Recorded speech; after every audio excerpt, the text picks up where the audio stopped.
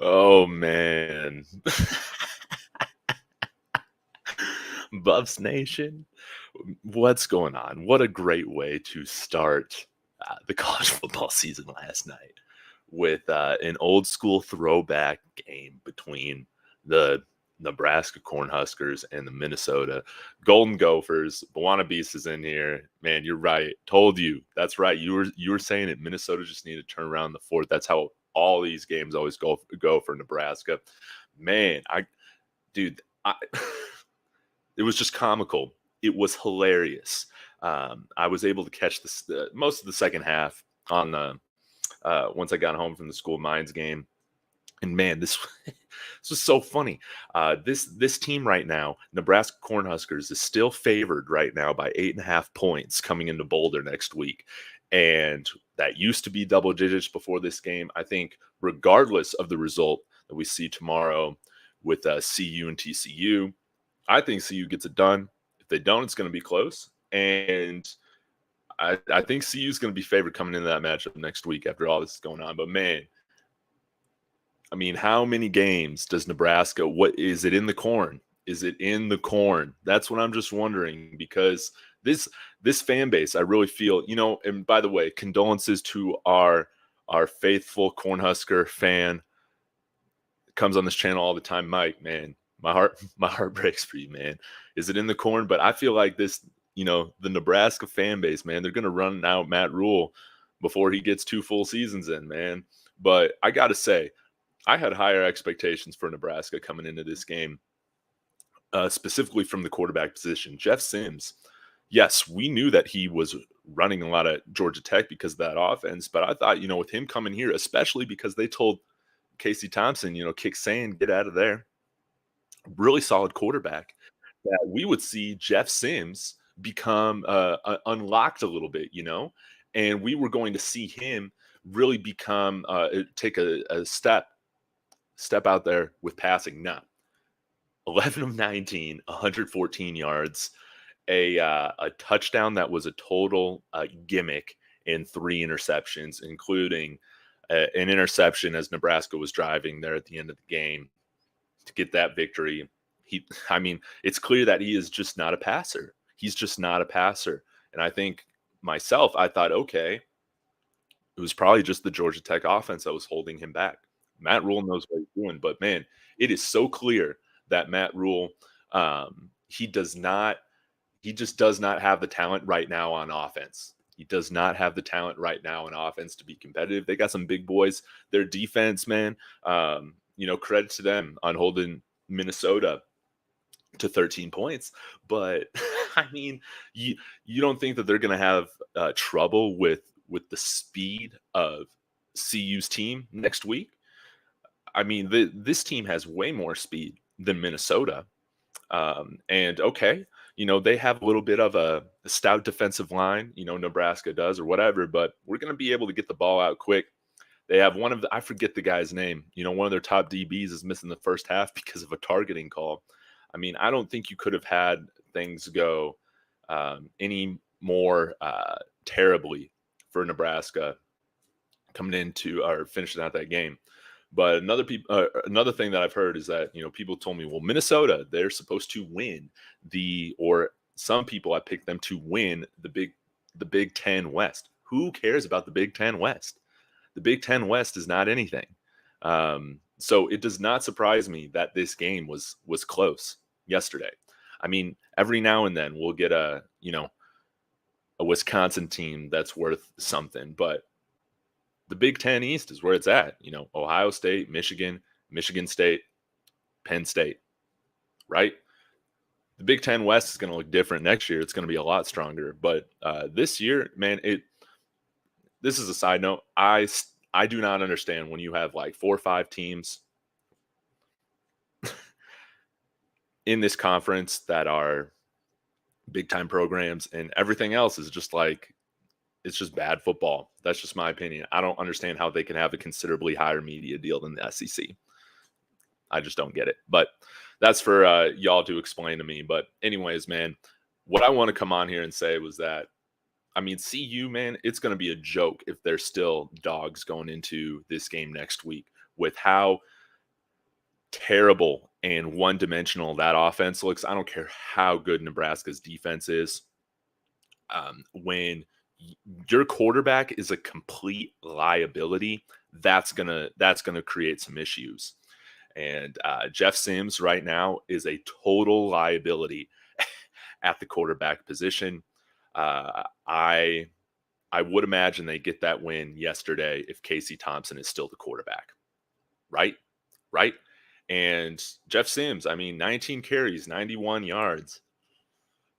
He's going to be taking a lot of hits. And it's going to be a great challenge for our defense next week to really showcase, how we can stop these, old school running attacks. Because that's what it is. I mean, they're going to try and pound the ball down our throat, play old school football.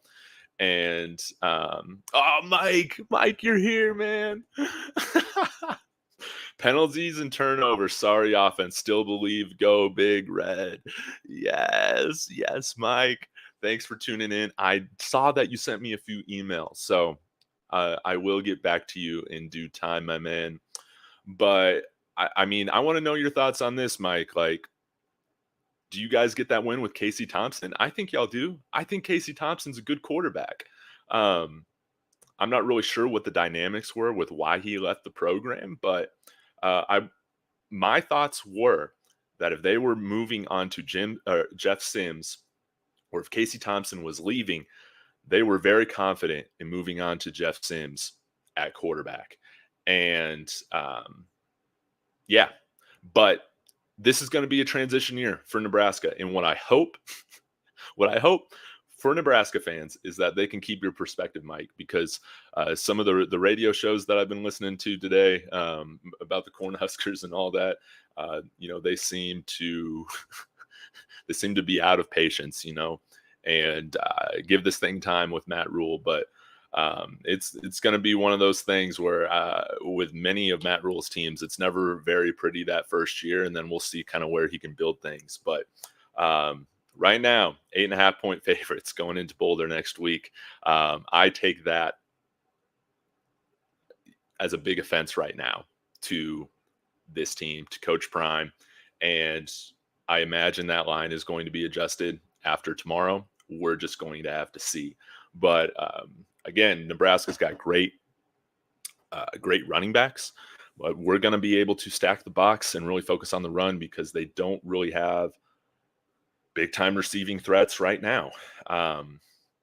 And when you have a liability at quarterback, it makes the talent that they do have that can stretch the field and get down the field worse. As a Broncos fan, I know how that is. The last 7-8 years when we've had terrible quarterback play, it makes everybody worse. So, man, I want to also talk about ASU. ASU almost blew a double-digit lead, big-time lead in the second half to Southern Utah, an FCS team, last night. And again, I've been saying this. ASU, they're not as talented as CU right now this year. I think Kenny Dillingham's a good coach. I think they have a great, solid base to build their program with, especially with Rashada coming in at quarterback. But it's going to take a while. And when you're barely beating an FCS team at home, regardless of if there's a delay because of weather, that's you cannot overlook that. So I'm still kind of waking up here, but I saw some other guy, he's been going viral at Twitter, for his Colorado hate or whatever. He's saying there's no way Colorado wins 3 games, and there's no way. And he showed his bet that he's betting the under on 3.5 wins for the Buffs. Nah, man. Right now, with watching those two teams yesterday, I do not see how CU doesn't take care of business against ASU, Nebraska, Stanford, and CSU and Colorado State. Like, minimum, this team should be winning 4 games. Minimum, everybody should be getting their money, right? Everybody should be getting their money. So, yeah, Trey Ivory, yeah, he just lost his money. Man, Mike, you're too kind. This is why you're my favorite Cornhusker fan of all time. and I only know like 4. So I really appreciate the generosity. And like I said, I've said this: if Nebraska does take care of business against Colorado next week, you have free reign for my channel on the post game, man. You can come on here and say whatever you want if you want that, But at the end of the day, this is all in good fun, and this makes me even more excited for next week. I cannot wait for TCU tomorrow. We're here. But man, I'm gonna get to some of the comments, and I gotta hop here in like 5 minutes. Kron 412, good to see you, brother. That boy Jeff Sims is about to have a hell of a time with CU's DBs. They're gonna make him throw the ball. Yeah, and especially because we got some guys I feel like that can really excel in man coverage. We're really going to be able to stack the box. I mean, we know what it's like to have a total liability at quarterback. And even if we have a decent run game, how that just makes everything worse.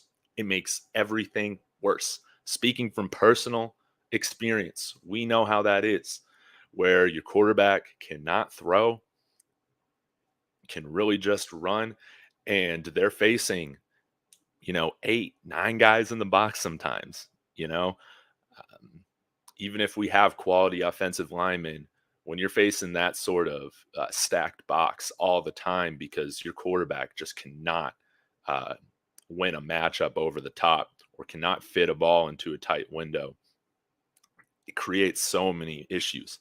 That's why we went 1-11. One of the reasons why we went 1-11 last year. Our quarterbacks are total liabilities.